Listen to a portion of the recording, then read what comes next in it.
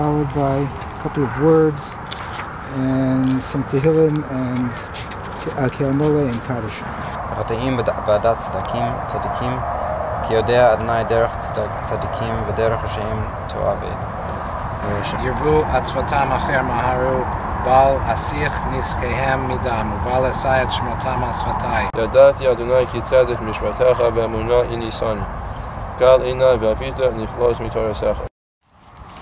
In yesterday's parsha, we read about klolot and brachot, both the negatives and the positives. The past 2.5 years have been very, very difficult. First, Polly's illness and Patira, followed by this year of Avelut. This marks the end of the period of Avelut, and it's time to remind ourselves of the bracha of Polly. There are many aspects of Polly's life that we should recall. For Polly, family was the center of her life and favorite activity.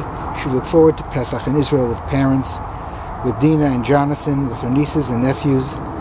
Polly loved visiting Danny and Arlene and the entire Brooklyn GELLER family. The annual GELLER Hanukkah party was something she would never miss. For us, she was the aunt who showered attention on Avi, Rami, and Aliza as they were growing up, always ready to play games with them, read with them, and just enjoy their company.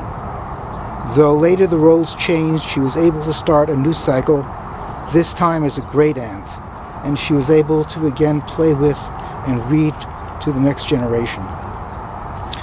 But Polly had many other interests which were reflected in the items we found while cleaning out her apartment. Of course, there was British royalty, current and historical, balanced by her reading about the American Revolution. There were MASH and Star Trek collections, and the Yankees, with a special focus on Mickey Mantle. She had years of newspapers and magazine clippings, books and pictures. Polly had a record and tape collection with music ranging from Beatles to Broadway shows. And she seems to have developed an interest in conspiracy theories. Playing Trivial Pursuits with Polly was always eventful. She never ceased to surprise with a trove of information. And Polly was one of the first women in shul for Tefillah and Yom Noraim, insisting on being there for Baruch. I will personally miss our time together, since she welcomed me into her family in her world many years ago. Our memories of Polly will always be tinged with a sadness which reflects the difficulties she encountered in her life, her constant everyday challenges and frustrations, and the sadness of her illness and passing. But we'll also think of her strengths, her love of Yiddishkeit, and the love of family which she shared with us. I wasn't going to speak, but I wanted to share something that came from Maury. He wrote a whole long thing at the end of the year. And one of the things that he said was how some people play on a field like Yankee Stadium. They play ball and it's groomed and it's level and the ball bounces, but it's pretty predictable. Then other people like Polly play on a field that isn't. It's rocky, it's got pits and holes in it, and you never know which way the ball's going to bounce, and every time you think it's going to go here, it goes somewhere else.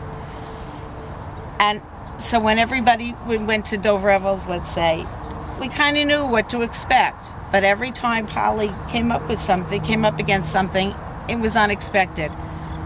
And she didn't know how to cope, and it was difficult, but she did cope.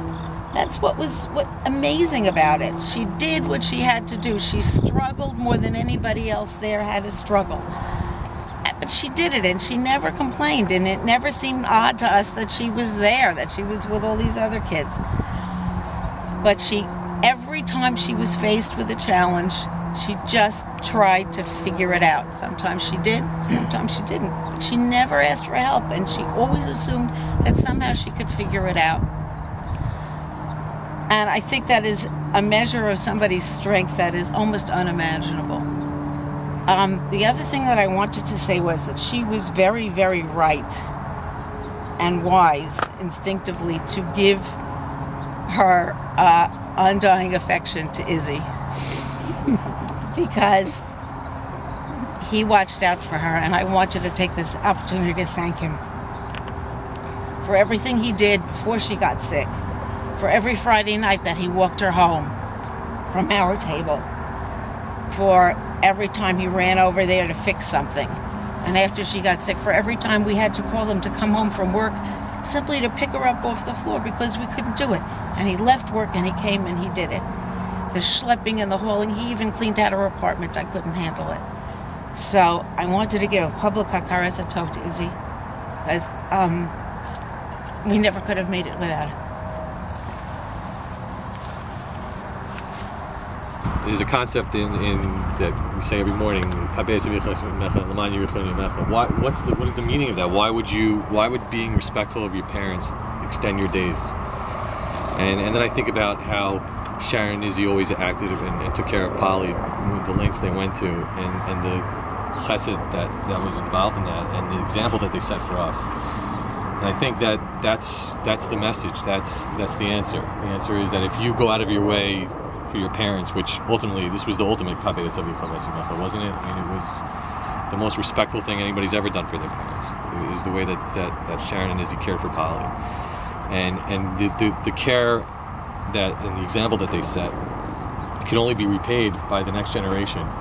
Can only result in extending their time, and that I think is the real lesson that I took from this. So thank you for showing us setting such a tremendous example, and for giving Polly the best life I think anybody could have given her.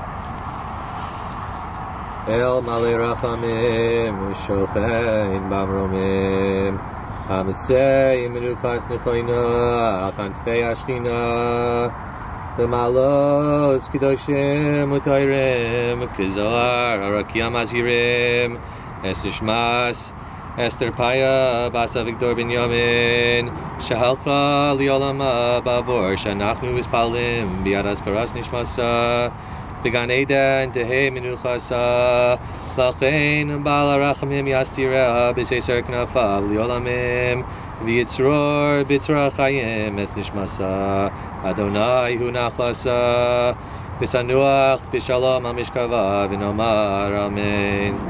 זה בעיניו נמאס ואת יראה אדוני יכבד, ישבע להרג ולא ימיר כספו, לא נטל ונשך, ושוחד על נקי לא לקח, עושה אלה לא ימות לעולם.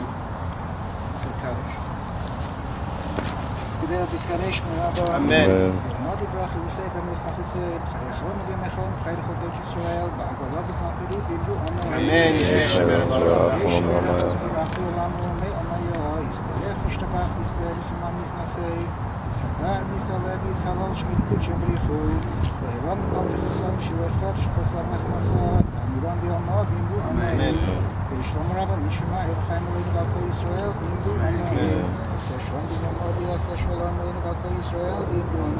Amen.